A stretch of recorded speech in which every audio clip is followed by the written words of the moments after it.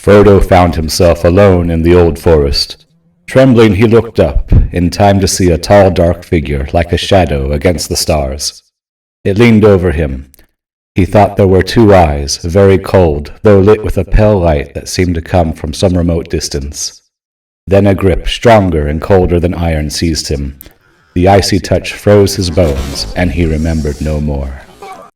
When he came to himself again, for a moment he thought he could recall nothing except a sense of dread.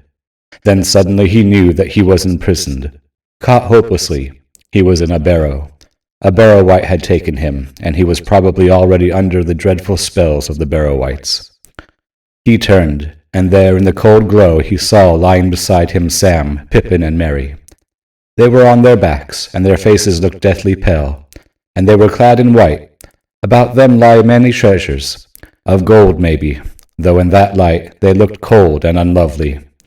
Swords lay by their sides, and shields were at their feet, but across their 3 necks lay one long naked sword. He heard behind his head a creaking and scraping sound.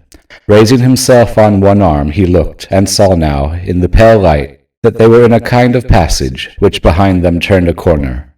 Round the corner a long arm was groping, walking on its fingers towards Sam, who was lying nearest, and towards the hilt of the sword that lay upon him.